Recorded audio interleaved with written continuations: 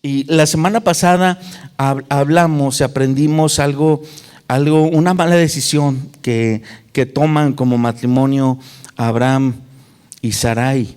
Y vimos pues algunas consecuencias y terminamos de hecho viendo la consecuencia que estaban viviendo, la consecuencia del silencio en Génesis capítulo 17 versículo 1. Voy a volver a leer. Dice, ahí sigamos por favor el texto, dice: era Abraham de 99 años cuando le apareció Jehová y le dijo: yo soy el Dios Todopoderoso. Y entonces ahí nos quedamos la semana pasada. Dios reconecta nuevamente con Abraham después de 13 años de silencio. Y simplemente para no dejar pasar el momento de pensar o de meditar en ese lapso de tiempo, imagínense que a un Abraham que, entre comillas, acaba de conseguir lo que él cree, o lo que como matrimonio creen que es tal vez la voluntad de Dios, que representaba a su hijo Ismael. Entonces, tal vez él esperaría que al haber concretado el tener un hijo, pues la conexión con Dios o la promesa de Dios se viera cumplida, y a lo mejor él esperaba de parte de Dios: wow, ya se cumplió, un aplauso, no sé, a lo mejor no tanto como un aplauso, pero sí a lo mejor el aviso de confirmarle que es el cumplimiento. Pero realmente Abraham pasa el primer año, no hay comunicación con Dios; pasa el segundo año, no hay comunicación con Dios; 3 años, 5 años, 8 años, 10 años, el niño ya está prácticamente dejando de ser niño, porque es hasta los 13 años cuando ya empieza pues prácticamente a dejar de ser niño, hasta el momento en el que Dios tiene que reconectar con Abraham y empieza una nueva comunicación con él. ¿Qué es lo primero que Dios le dice a Abraham? Le dice: yo soy el Dios Todopoderoso, anda delante de mí y sé perfecto. Este enunciado dice mucho acerca del tiempo de silencio, y habla también de lo que Dios está esperando de Abraham, ¿sí? Porque Dios le está dejando claro a Abraham que está esperando de parte de Abraham algo. Dice: anda delante de mí y sé perfecto. Ahorita lo vamos a explicar un poquito más. Pero antes de eso le dice: yo soy el Dios Todopoderoso.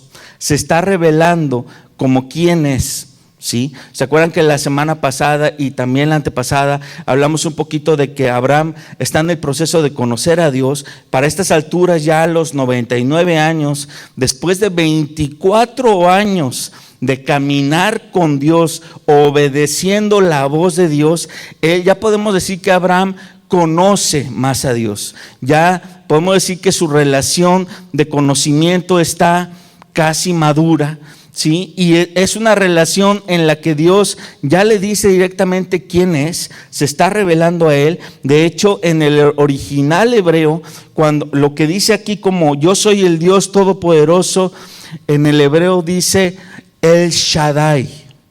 ¿Qué significa El Shaddai? El Shaddai, que traducido es aquí Dios Todopoderoso, realmente significa, viene de una raíz hebrea que es shad, y que significa seno materno. Seno materno. Entonces, cuando dice El Shaddai, significa yo soy el Dios, todo lo que tú necesitas. Y es un comparativo de como un bebé recién nacido que tiene la necesidad, toda la necesidad está cubierta en el seno de su madre, toda, ¿sí? Cuando Dios le dice a Abraham: yo soy El Shaddai, le está diciendo: yo soy todo lo que tú necesitas. Wow. Porque entonces, indirectamente, también le está diciendo Dios a Abraham: deja de buscar otras cosas. Deja de tratar de conseguirlo por medio de tus fuerzas. Deja de intentar fórmulas. Yo soy todo lo que tú necesitas, ¿sí? Y tú eres ese bebé. Fíjense, ese comparativo. Tú eres ese bebé que eres un recién nacido, a pesar de tener 24 años de relación. Dios le está diciendo: tú eres ese bebé que me sigues necesitando, por más maduro que pienses que eres, por más maduro que crees que eres o que sabes lo que sabes, tú eres ese bebé que me sigue necesitando, ¿sí? De hecho, hay un pasaje en el Nuevo Testamento que también es medio raro y le sonó muy raro a los apóstoles, porque en un momento de una conversación que tienen con Jesús, Jesús les contesta: hijitos, ¿sí? Y les da a entender que son unos bebés, les da a entender que son unos niños. Y prácticamente la mayoría de los apóstoles tenían más edad que Jesús. Y entonces, imagínense que alguien que tiene más edad que tú te diga: niños, pequeños, ¿sí? Y coincide ese relato con el punto en el cual Jesús está diciendo: yo y Abraham nos conocimos cara a cara, nos vimos, ¿sí? Búsquenlo, está en Juan ese pasaje, pero está bien interesante porque es la forma en que Dios se da a revelar a sí mismo ante nosotros, y que no importando quiénes seamos, no importando cuánto tiempo le conozcamos, nunca dejamos de ser para Él sus hijos, pero también el siempre reconocer que ante Él no hay nada más que podamos traer, sino que Él es todo lo que necesitamos. Es un concepto importantísimo, importantísimo para nosotros como cristianos, porque a veces se nos olvida.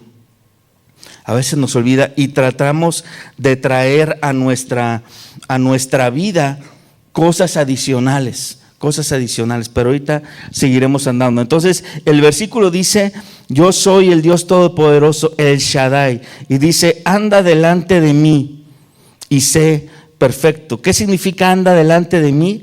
Significa anda en mis caminos, anda en mi voluntad. Entonces, sin ser un regaño directo, sin darle un varazo, sin mandarle un rayo, Dios sí le está diciendo a Abraham: lo que hiciste hace 13 años no era mi voluntad, no era mi voluntad, ¿sí? Y quiero que sepas que yo sé lo que hiciste y que te quede claro que no era mi voluntad. Y le dice: sé perfecto. Y otra vez, cuando dice sé perfecto, en el original significa sé completo. Entonces, nada más en este versículo encontramos uno de los conceptos más abrumadores desde el punto de vista teológico que tiene la Biblia. ¿Por qué? Porque empieza diciendo el Shaddai: yo soy el Dios que tú necesitas, ¿sí? Pero remata este versículo diciendo sé completo. Entonces, al mismo tiempo, Dios le está diciendo a Abraham: tienes que ser completo. Y para que tú te completes, ¿qué necesitas? Me necesitas a mí. No hay nada más ni nadie más que nos pueda completar, hermanos. Nada más ni nadie más que nos pueda completar. Algunos dirán: achis, pero si el matrimonio no se supone que es para completarme, para complementarme. No, el que nos completa es Dios en nosotros. De hecho, todos nosotros aquí, puedo decirlo porque los conozco, han nacido de nuevo, han creído en Cristo Jesús. Pero si acordamos nuestra vida anterior, recordamos cómo éramos, todos nosotros pudiéramos decir que teníamos un vacío en nuestro interior. ¿Cómo fue completado ese vacío? Por medio de Jesús, por medio de Dios en nosotros. Entonces, Él tuvo que venir a llenar algo que estaba vacío en nosotros. La única forma de completar nuestra existencia La única forma que el hombre puede completar su existencia es dejando al Shaddai estar en nuestras vidas y completándonos. Así, con este primer versículo se está reconectando Dios con Abraham. Versículo 2 dice: y pondré mi pacto entre mí y ti. Suena raro, pero no está incorrecto. Dios está hablando de sí mismo, no como el burro por delante, porque eso aplica para los hombres. Pero cuando Él se pone por delante es porque así es. Él está por delante de nosotros. Entonces no es incorrecto cuando Dios dice entre mí y ti, ¿sí? Dice: y te multiplicaré en gran manera. Esto segundo, Dios ya se lo había dicho a Abraham. Dice: entonces Abraham se postró sobre su rostro y Dios habló con él diciendo: he aquí mi pacto es contigo y serás padre de muchedumbre de gentes. Mi pacto es contigo y serás padre de muchedumbre de gentes. Y no se llamará más tu nombre Abraham. ¿Sí? Abraham significa padre enaltecido. Dice: sino será tu nombre Abraham, porque te he puesto por padre de muchedumbre de gentes. Que de hecho Abraham es lo que significa padre de muchedumbres. Entonces Dios le está recordando a Abraham la promesa que ya le había hecho, la retoma en el punto de la promesa en el que va a haber una multiplicación de toda su progenie, de todos sus descendientes, ¿sí? Y le dice, le cambia el nombre, ¿sí? Cuando le cambia el nombre a Abraham, le está diciendo: no nada más yo te voy a hablar así a ti, sino todos los que te rodeen tendrán que llamarte así, Abraham, ¿sí? Entonces, imagínense que Abraham, saliendo de este contacto con Dios, le empieza a decir primero a su esposa: ya no me digas Abraham, dime Abraham, padre de muchedumbre. Ah, caray, ¿y dónde están toda la muchedumbre? Y que tenga que repetirlo constantemente: mi nuevo nombre es Abraham, dime Abraham. Eso es fe, hermanos. Eso es fe. Poner en práctica la fe, el decir, el repetir lo que Dios dice de ti. ¿Qué es lo que Dios ha dicho de ti, hermano? ¿Qué es lo que Dios ha dicho de mí? A veces le creemos más a lo que otros dicen de nosotros o a lo que nosotros pensamos de nosotros. La pregunta es: ¿qué es lo que Dios dice de nosotros? Porque tendríamos nosotros que estar repitiéndonos lo que Dios nos dice. Eso que nos dice en secreto. Es más, no tanto lo que alguien más nos dice de parte de Dios, sino esos momentos en lo secreto, en lo personal que estamos con Él y Él nos dice algo a nosotros personalmente. Eso deberíamos repetírnoslo y recordárnoslo, anotarlo, guardarlo en nuestro corazón. Y que cuando nuestras circunstancias cambien, porque en este mundo siempre van a cambiar nuestras circunstancias, volteemos a nuestra libreta, volteemos a nuestros momentos de oración, a nuestros devocionales, si es que los anotamos, volteemos a nuestra mente y recordemos lo que Dios nos ha dicho, porque eso nunca va a cambiar. Nunca va a cambiar lo que Dios dice de mí. Deberíamos estárnoslo recordando. Y es lo que Dios le está recomendando a Abraham: te cambia el nombre para que tú mismo te veas en el parámetro que yo te veo. Deja de verte chiquito, padre enaltecido. Vete como lo que yo te veo, padre de multitudes, aunque todavía no estén. Y Abraham empezó a llamarse así. Dice: te multiplicaré en gran manera y haré naciones de ti, y reyes saldrán de ti, y estableceré mi pacto entre mí y ti, y tu descendencia después de ti en sus generaciones por pacto perpetuo.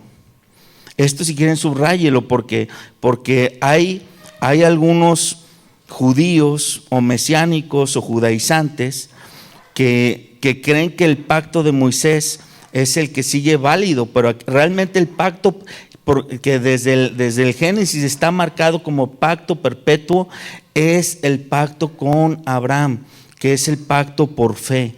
Dice, pacto perpetuo para ser tu Dios y el de tu descendencia después de ti. Wow.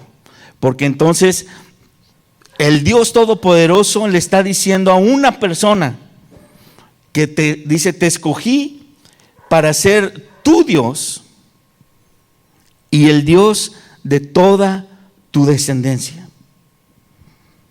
Wow. Y eso, ¿saben qué, hermanos? Aplica también para nosotros, porque accedemos a ese pacto por la misma fe. Entonces, en un sentido extrapolado, comparativo, pudiéramos nosotros acceder a esto mismo. Dios nos escogió a nosotros para que fuéramos sus hijos y para que Él fuera nuestro Dios, mi Dios. Él es mi Dios. Podemos decir con toda confianza que Él es nuestro Dios, que Él es nuestro Padre, que Él es nuestro Padre eterno. Con esa confianza, sí, por la fe. Dice, y te daré a ti y a tu descendencia después de ti la tierra en que moras, toda la tierra de Canaán en heredad perpetua, y seré el Dios de ellos. Y lo recalca. Dijo de nuevo Dios a Abraham, en cuanto a ti, ahora ya Dios está volteando la tortilla, volteando el asunto, y le va a empezar a decir Dios a Abraham algo nuevo referente al pacto, algo diferente, una luz adicional acerca de la revelación del pacto que vimos la semana antepasada, que no se había mencionado, pero que es parte del pacto. Y dice, en cuanto a ti, guardarás mi pacto, tú y tu descendencia después de ti, por sus generaciones. ¿Sí? Ahí me voy a detener tantito, porque no se dice, ahorita que lo sigamos leyendo, no se dice cómo. ¿Se recuerdan que cuando expliqué en el capítulo 15 el momento en que se hizo pacto, en el que cortaron pacto, que separaron a los animalitos, y que vimos que todo el pacto lo hace Dios, nada más lo hace Dios, y en ningún momento intervino Abraham? ¿Se recuerdan de eso? En ningún momento, en ese momento que pasa el fuego en medio de los animales y va y regresa, y Abraham está semiconsciente, pero no participa él, en ningún momento va a la mitad de los animales para cerrar el pacto, pero el pacto lo cierra Dios por su voluntad y porque Él lo decide. Él cerró el pacto, pero no significa que Abraham no iba a hacer nada en el pacto, ¿sí? No significa que no iba a hacer nada, pero hasta ahorita Dios le está diciendo lo que espera de él, y lo que espera de él es, dice, guardarás mi pacto. Y cuando le dice guardarás mi pacto, literalmente lo que le está diciendo es, siempre creerás, siempre confiarás en lo que yo te prometí. En eso consistía la contraparte del pacto que tenía que hacer Abraham era confiar, creer siempre que ese pacto iba a suceder. Dice, y no nada más tú, sino tu descendencia después de ti por tus generaciones. O sea, tú te tienes que encargar de que tu hijo, tu nieto, tu bisnieto, los que tú alcances a ver, conozcan el pacto y vivan de acuerdo al pacto, creyendo las promesas, creyéndome a mí.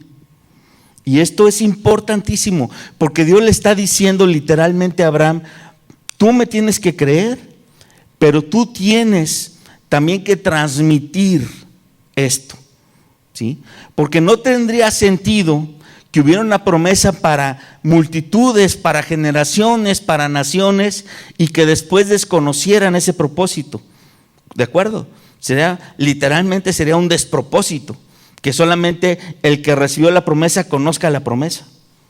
Será literalmente un despropósito. Entonces, la tarea que Dios le está dando a Moisés es: tú creerás, tú confiarás, tú vivirás. Eso significa guardar, ¿sí? Tú guardarás mi pacto y lo vas a dar a conocer a tu descendencia de la misma forma, para que aprendan a caminar como tú estás caminando, a creer como tú estás creyendo. Y dice: este es mi pacto que guardaréis entre mí y ustedes y tu descendencia después de ti. Dice: será circuncidado todo varón de entre vosotros. Circuncidaréis pues. Y entonces como que empieza Dios a decirle a Abraham: será circuncidado todo varón entre ustedes.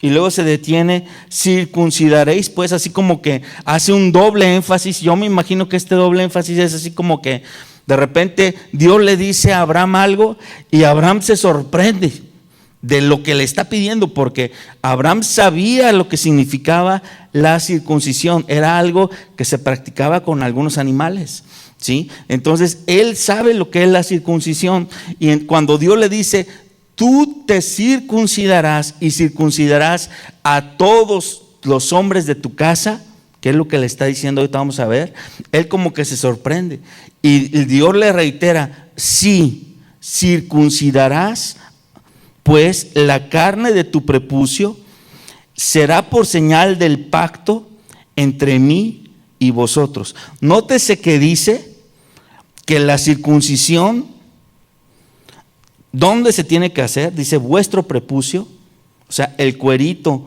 del pene del hombre es lo que se tenía que cortar. Dice: y será por señal,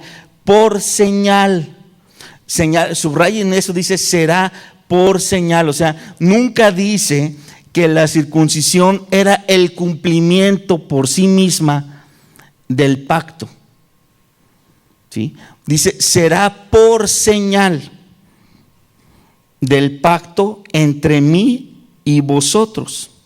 Le sigue diciendo: de edad de 8 días será circuncidado todo varón entre vosotros por vuestras generaciones, el nacido en casa y el comprado por dinero a cualquier extranjero que no fuere de tu linaje. Debe ser circuncidado el nacido en tu casa y el comprado por tu dinero, y estará mi pacto en vuestra carne por pacto perpetuo. Entonces, imagínense, esta señal del pacto que tenía la casa de Abraham o la familia de Abraham involucraba a todos los varones de la casa, no nada más a los de la familia, involucraba a los esclavos, comprados o regalados. Recuerdan que la semana pasada mencionábamos un poquito del tema de esclavitud, que realmente el dueño de los esclavos era literalmente dueño de su cuerpo, ¿sí? Y este pasaje nos confirma eso. Literalmente el amo o el dueño podía decirle: córtate esto o aquello, y el esclavo tenía que someterse, o si no, así era. Suena muy distante para nosotros, muy raro. Estamos en una época muy diferente, inclusive con leyes muy diferentes, pero la realidad así era. Y entonces, imagínense que Abraham pues necesita más gente para trabajar con su ganado, y va de compras a comprar esclavos. Y les dice: pues te tengo una buena y una mala. La buena es que te vas a quedar en casa, en mi casa hay prosperidad, Dios está con nosotros. ¡Ah, qué padre! ¿Y la mala? Te voy a tener que cortar tantito. Así. Literalmente, si querías estar en casa, era algo que tenía que suceder. Dice: versículo 14, y el varón incircunciso, el que no hubiere circuncidado la carne de su prepucio, aquella persona será cortada de su pueblo, ha violado mi pacto. ¿Sí? Que este tema se desarrolla literalmente más en Éxodo, cuando ya el pueblo de Dios ya está en grandes cantidades y empieza a cumplirse esto. Literalmente a las personas que no eran parte que no cumplían el decreto, literalmente eran por lo menos expulsadas del pueblo. Sí, pero la mayoría de los casos eran muertos. O sea, si alguien se quería hacer pasar por judío y en algún momento se descubría que no lo era, literalmente era pena de muerte. Dice, versículo 15, dijo también Dios a Abraham, a Sarai tu mujer no la llamarás Sarai, mas Sara será su nombre. Y Dios hace lo mismo que hace con Abraham, hace con Sarai. ¿Sí? Que Sarai significa, literalmente significa mi princesa.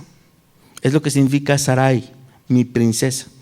¿Sí? Y cuando Dios le pone Sara o le quita la última letra, literalmente es princesa. O sea, es muy diferente decirle tú eres mi princesa a decir ella es la princesa. O sea, está hablando de que es la princesa de todas. ¿Sí? Por eso cuando hay un cambio drástico en los nombres que Dios le da a tanto ahora a Abraham y ahora a Sara. ¿Sí? Les hace un cambio drástico de cómo ellos se tienen que ver y cómo entre ellos se tienen que hablar. ¿Sí? Mi señor Abraham, literalmente así le hablaba Sara a Abraham. Y la forma de responder, mi señora Sara. Literalmente ellos se daban una nueva forma de conocerse, de reconocerse como Dios los veía. Dice, Sara será su nombre y la bendeciré y también te daré de ella hijo. Sí, la bendeciré y vendrá a ser madre de naciones. O sea, aquí volvemos a ver en este versículo otra vez una reiteración, seguramente por la cara que puso Abraham. Dice, y la bendeciré y también te daré de ella hijo. Imagínense Abraham pensando que el hijo que tenía de 13 años ya este es el bueno.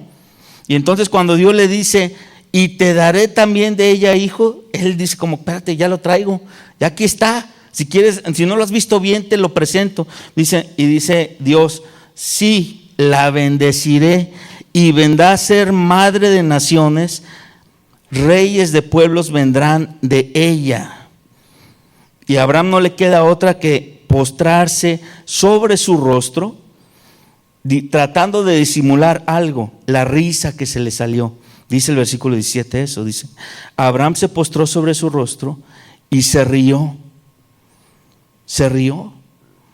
O sea, Abraham está delante del Dios Todopoderoso, escuchando toda la reiteración de promesas, nuevas cosas que Dios le está diciendo, y cuando Dios le reitera algo y le indica claramente, de tu mujer te daré un hijo, lo primero que viene a su corazón es risa.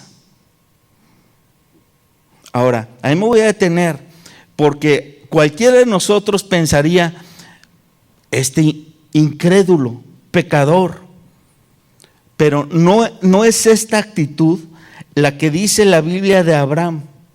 ¿Sí? De hecho, el relato no nos da pie a pensar que Dios hubiera tomado como una afrenta el tema de la risa. O sea, sí lo tomó como un reto, pero no como que un golpe en la cara o algo que lo afrentara a Dios, sino sí como un tema de reto.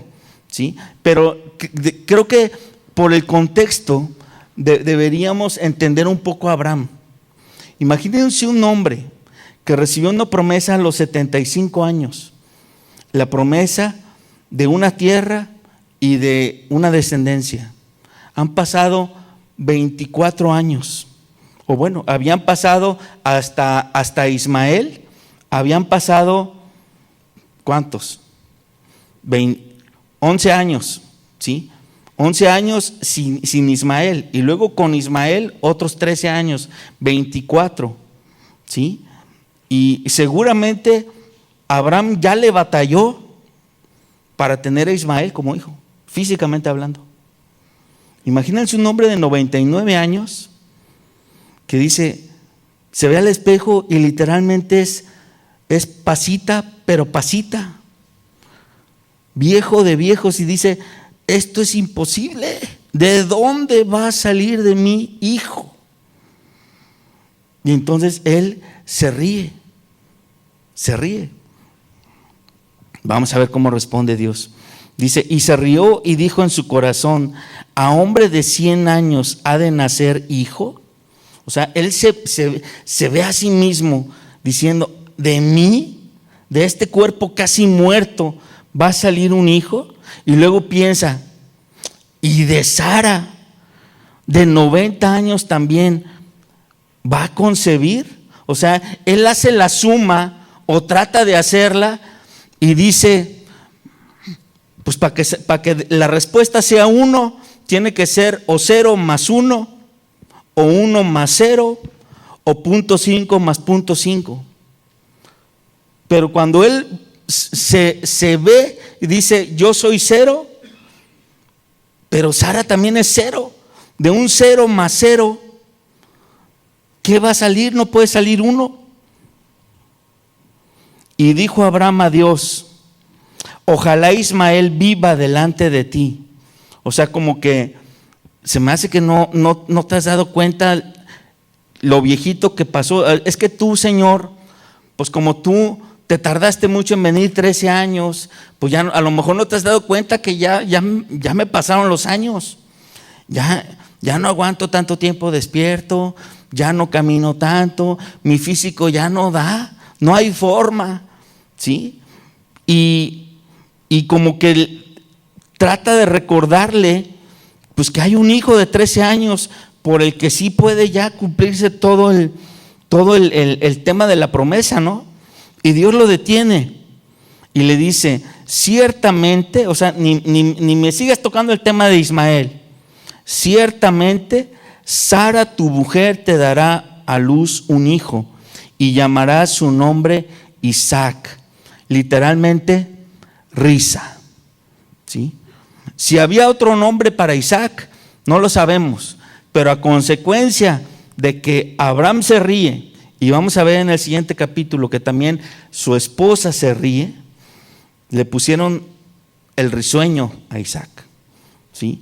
Y terminan siendo los 3 nombres de esa familia, terminan siendo recordatorios de fe, por un lado, Abraham, Sara, pero por otro lado, risa, Isaac, como un acto de reto que después, al verlo cumplido, se convierte en un cumplimiento de una fe. Versículo 20 dice,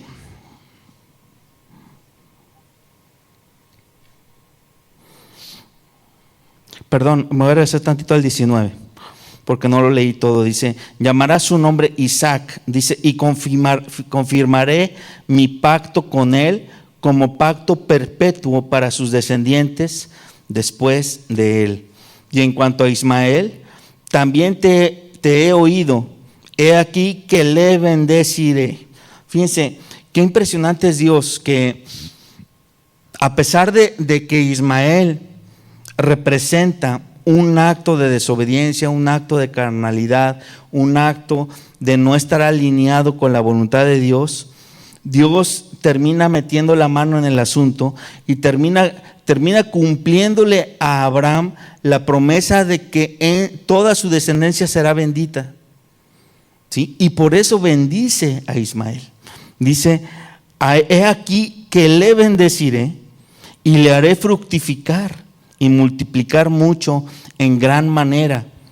12 príncipes engendrará y haré de él una gran nación. Lo dijimos la semana pasada, todos los árabes son descendientes de Ismael. Dice, mas yo estableceré mi pacto con Isaac. O sea, el hijo del pacto es el que yo te voy a dar, no el que tú te quieras dar. Recuerden, con Dios, las cosas que Dios quiere hacer en nosotros, tiene que ver con cosas que nosotros no necesariamente vamos a hacer al 100%, ¿sí? O cosas que no podemos hacer nosotros directamente, porque las cosas que Dios quiere que hagamos van más allá de nuestras manos. Y por eso termina usando a Isaac, dice, mas yo estableceré mi pacto con Isaac, el que Sara te dará a luz por este tiempo, el año que viene. O sea, literalmente ya le está diciendo cuándo. Literalmente Dios ya le está diciendo cuándo viene a nacer Isaac. Dice, y acabó de hablar con él y subió Dios de estar con Abraham. Y subió Dios de estar con Abraham significa que Dios se estaban viendo, estaban platicando, y cuando dice, y subió Dios, Abraham lo vio subir. Dice, entonces tomó Abraham a Ismael su hijo y a todos los siervos nacidos en su casa, y esto es algo que me impresiona de Abraham. Se los dije ya hace como 5 semanas, pero vemos en Abraham un hombre que por más que de repente se ríe, que de repente como que la riega, lo primero que hace Abraham cuando Dios se va de su presencia, llama a Ismael, llama a todos los hombres de su casa, a los comprados por su dinero, a todo varón de los domésticos, y circuncidó la carne del prepucio de ellos en aquel mismo día, como Dios le había dicho. En ese mismo día, a todos se les circuncidó. Qué impresionante. O sea, Abraham no es alguien, es alguien que se toma la palabra de Dios muy en serio, y que cuando él sabe que se ha equivocado en algo, lo reconoce, y cuando Dios le pide hacer algo, lo hace inmediatamente, ¿sí? Inmediatamente. Y ahora que ya está madurando en su fe, por más que de repente se ría, por más que de repente no le alcance la mente para entender todo lo que Dios le está diciendo, termina obedeciendo. Y esto tendría que impactarnos, hermanos, o por lo menos a mí, yo que siempre ando queriendo tener todas las respuestas en mi mente.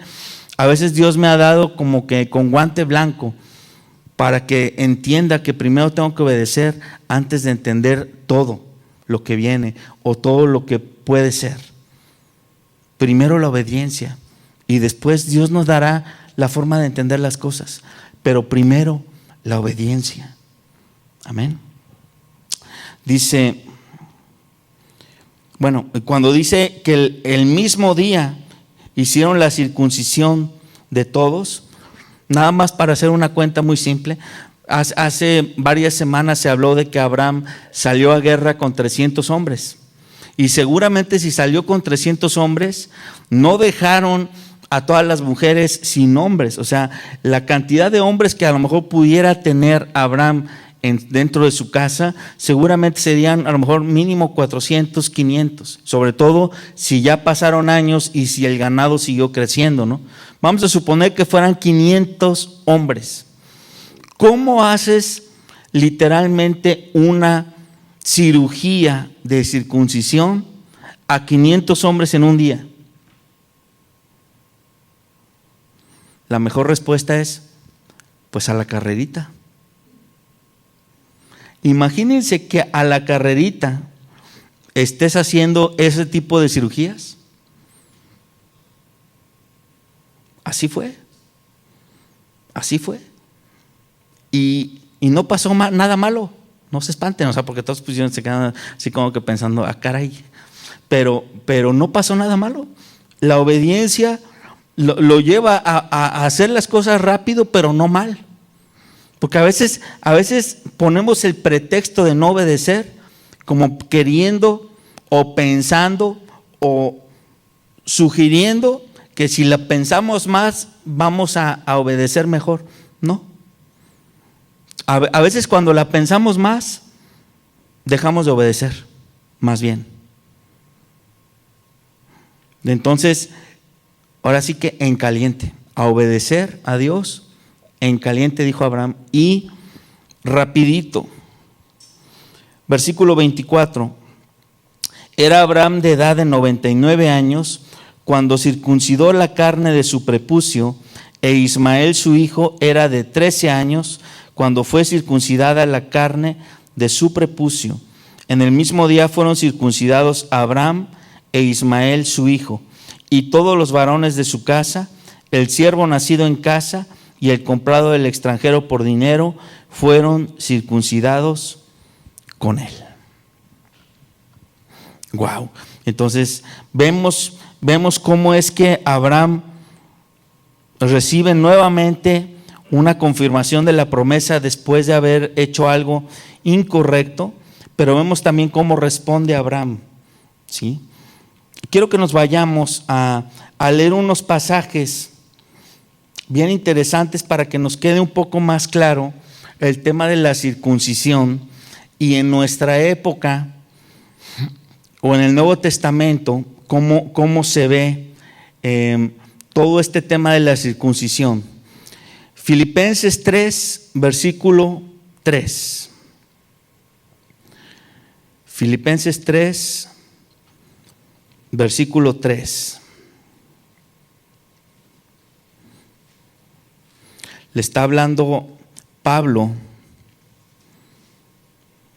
a los filipenses, y voy a leer desde el versículo 2. Dice Pablo: guárdense de los perros, guárdense de los malos obreros, guárdense de los mutiladores del cuerpo.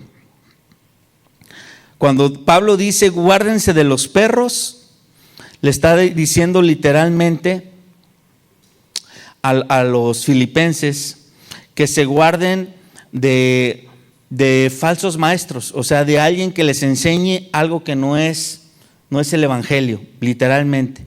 ¿Sí? Cuando dice guárdense de los malos obreros, está hablando inclusive de cristianos que pueden predicar el evangelio, pero que lo hacen para su conveniencia. Es alguien que es un mal obrero, y los hay, y los hay muchos. O sea, alguien que puede ser que sí esté predicando el evangelio, que esté haciendo, pero lo está haciendo por ganancia deshonesta, ¿sí? Es un mal obrero. Y dice, y guárdense de los mutiladores del cuerpo. Hay 3 advertencias que Pablo le hace a los filipenses, y esta tercera tenía que ver con guárdense de cualquier persona, cualquier judío que venga a predicarles que tienen que circuncidarse para poder ser recibidos en el reino de Dios. Recuérdense que el evangelio, cuando vino Jesús a predicar el evangelio, vino a los judíos, y los judíos, todos los judíos son descendientes de Abraham, y para la época de Jesús, 1800 años después de Abraham, ya estaba muy inclusive metido en la mente, en la sangre, en la cultura de los judíos, como algo que se había convertido inclusive como en una especie de idolatría, algunos temas que venían del Antiguo Testamento. Idolatraban el templo, para ellos el templo era todo, ¿sí? Idolatraban la ley, para ellos la ley como que era todo. Y idolatraban otra cosa que idolatraban era el tema de la circuncisión.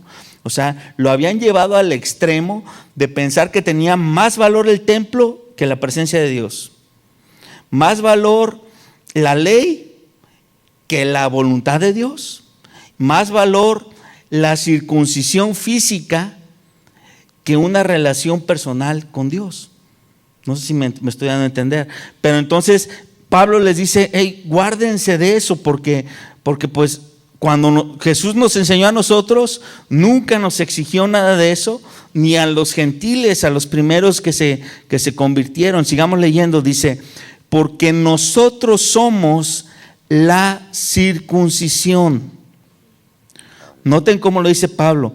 Nosotros somos la circuncisión. Cuando dicen nosotros somos, ¿quiénes? Los que hemos creído en Jesús. Y lo aclara más adelante, dice, los que en espíritu servimos a Dios y nos gloriamos en Cristo Jesús, no teniendo confianza en la carne. ¿Sí? Entonces, aquí está hablando que Pablo dejaba el aspecto carnal de la circuncisión para un segundo plano, para un plano que no era obligatorio. No era obligatorio, ¿sí? Que para que tú fueras cristiano, siendo judío o no judío, fueras circuncidado. No era obligatorio. Dice, en la circuncisión somos los que servimos en espíritu a Dios. Ok, vamos a otro pasaje que está en Romanos 2:28.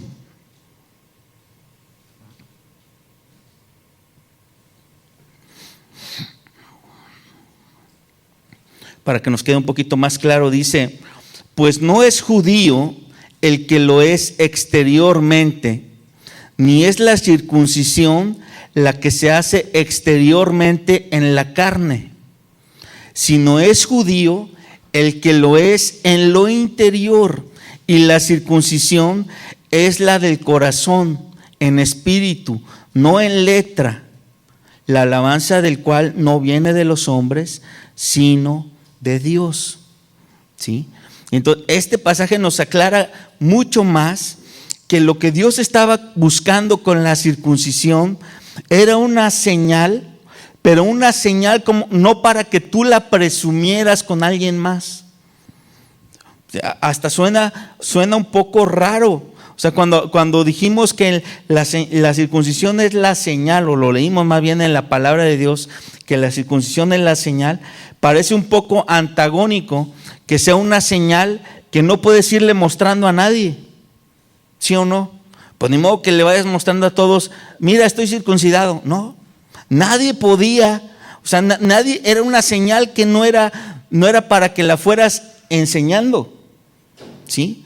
Entonces suena como que raro, ¿por qué una señal que nadie puede ver?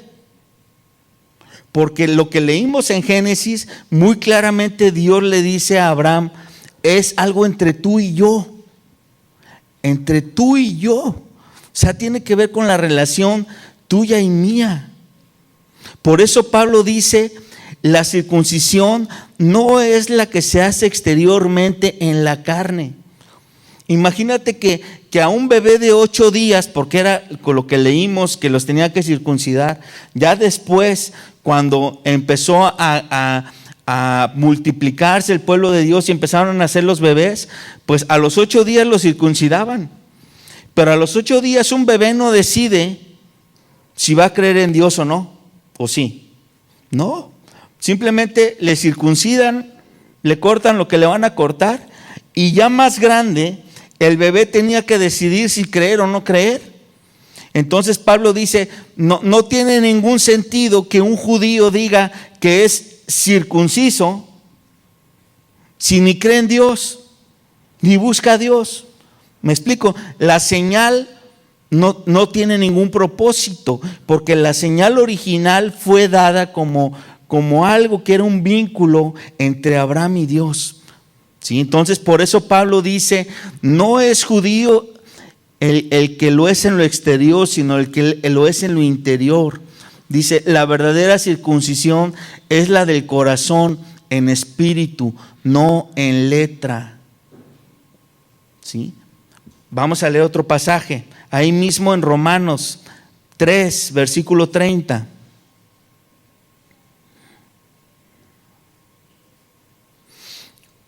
Dice, porque Dios es uno y Él justificará por la fe a los de la circuncisión y por medio de la fe a los de la incircuncisión. ¿Qué significa esto? Los de la circuncisión está hablando de los judíos, pero cuando dice los de la incircuncisión está dando por hecho que todos los gentiles, que todos los que no somos judíos, aunque no queramos circuncidarnos, la misma puerta está abierta.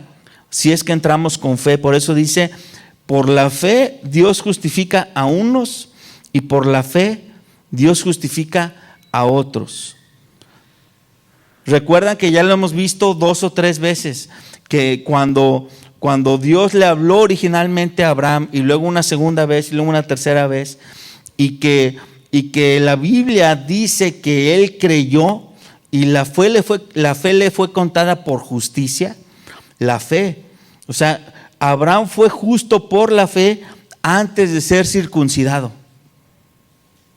Entonces, la circuncisión no tiene nada que ver con la fe de una persona, ¿sí? A menos que la circuncisión pueda ser algo que después realmente pueda convertirse en una señal de fe. Por eso en el Nuevo Testamento se habla de una circuncisión de nuestro corazón. Gálatas capítulo 5, versículo 6, vamos a ir a otro pasaje. Gálatas 5, versículo 6. Dice, porque en Cristo Jesús ni la circuncisión vale algo, ni la incircuncisión. O sea, Pablo está diciendo, para Jesús eso no tiene un valor como para decidir si entramos a su presencia o no. Dice, sino la fe que obra por el amor. O sea, para Dios vale más la fe que el que tú digas que tienes un pedazo de cuero cortado, o más bien que ya no lo tienes porque te lo cortaron, ¿no? Un último pasaje en el Nuevo Testamento, Efesios 2, versículo 11 al 14. Dice, por tanto, acuérdense de que en otro tiempo ustedes, los gentiles, o sea, nosotros, los gentiles en cuanto a la carne, eran llamados incircuncisos por la llamada circuncisión. O sea, los judíos siempre le decían a los gentiles, o a los que no eran judíos, siempre les decían como una forma despectiva, les decían, tú eres incircunciso, tú eres incircunciso, tú eres incircunciso. Y entonces, para ellos era, como tú eres incircunciso, tú no tienes derecho a entrar al templo, tú no tienes derecho a ser reconocido de parte de nuestro pueblo, tú no tienes derecho a estar dentro de nuestro paquete. ¿Quieres entrar? Ah, bueno, circuncídate, pero mientras no, eres incircunciso, es algo despectivo. Dice, por la llamada circuncisión hecha con mano, que es la de carne. Dice, en aquel tiempo estabais sin Cristo, alejados de la ciudadanía de Israel y ajenos a los pactos de la promesa, sin esperanza y sin Dios en el mundo. Pero ahora en Cristo Jesús, ustedes que en otro tiempo estaban lejos, han sido hechos cercanos por la sangre de Cristo. O sea, ya no es por una circuncisión, sino que en lo que nos acerca a Dios es la sangre de Cristo. Dice, porque Él es nuestra paz, que de ambos pueblos hizo uno, derribando la pared intermedia de separación y aboliendo en su carne las enemistades, la ley de los mandamientos expresados en ordenanza, para crear en sí mismo de los dos uno solo y nuevo hombre, haciendo la paz y mediante la cruz reconciliar con Dios a ambos en un solo cuerpo. Entonces, el sacrificio de Jesús es suficiente para convertirse en el motivo de reconciliación independientemente de la circuncisión física, ¿sí? Independientemente de eso. Y de hecho, esto que estamos leyendo en el Nuevo Testamento estaba prometido desde el Antiguo Testamento. Vámonos nada más para que no nos quedemos con la duda en Deuteronomio 10. Deuteronomio 10, versículo 12. Por si hay aquí algún judío colado que diga, no, es que el Nuevo Testamento, pues Pablo estaba medio locochón, pero vamos a ver lo que dice el Antiguo Testamento y que es Exactamente lo que está diciendo Pablo, dice el versículo 12. Ahora pues, Israel, ¿qué pide Jehová tu Dios de ti?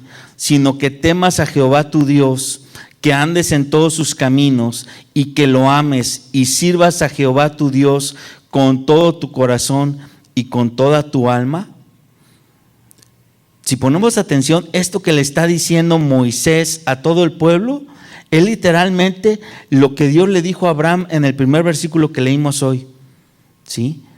Guarda mis caminos, guarda mis caminos. Dice que sirvas a Jehová tu Dios con todo tu corazón y con toda tu alma, que guardes los mandamientos de Jehová y sus estatutos que yo te prescribo hoy para que tengas prosperidad. He aquí, de Jehová tu Dios son los cielos y los cielos de los cielos y la tierra y todas las cosas que hay en ella. Versículo 16 dice: circuncidad pues el prepucio, ¿de dónde?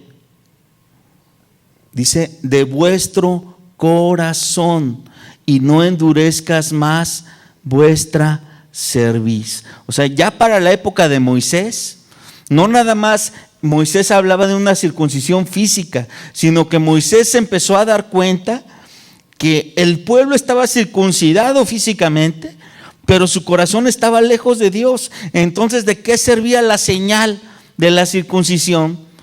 No, por eso Moisés empieza a hablar en términos de circunciden su corazón, quiten lo que estorba de su corazón. Literalmente es lo que estorba de nuestro corazón. ¿Sí? Ahora, alguien dirá, si ya dijimos que se pudieron hacer más de 300 circuncisiones rapidito en un día, ¿cómo circuncidas un corazón? ¿Cómo circuncidamos un corazón? ¿Ustedes estarían dispuestos a que alguien le circuncidara su corazón? Imagínense una operación a corazón abierto y que alguien le meta mano a tu corazón y le quite todos los residuos. Eso está mucho más complejo, ¿no? Es prácticamente muerte segura, y más si se hace así rapidito como las que leímos en Génesis. El único que puede meter mano a nuestro corazón para que una circuncisión como la que habla la Biblia sea real en nuestras vidas, ¿saben quién es? Dios. Dios es el único que puede meter su mano en nuestro corazón y quitar lo que no le agrada. ¿Sí? Pero eso Dios no lo hace si nosotros no le decimos a Dios, aquí está mi corazón. Literalmente, yo tengo que reconocer en mí, Señor, mi corazón está mal, sigue estando mal. Por más que creo en ti, mi corazón sigue pensando mal, mi corazón sigue buscando cosas malas, incorrectas.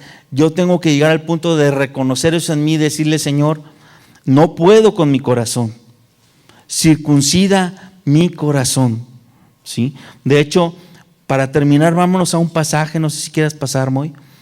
Vámonos a un pasaje que está en Colosenses, capítulo 2, versículo 9.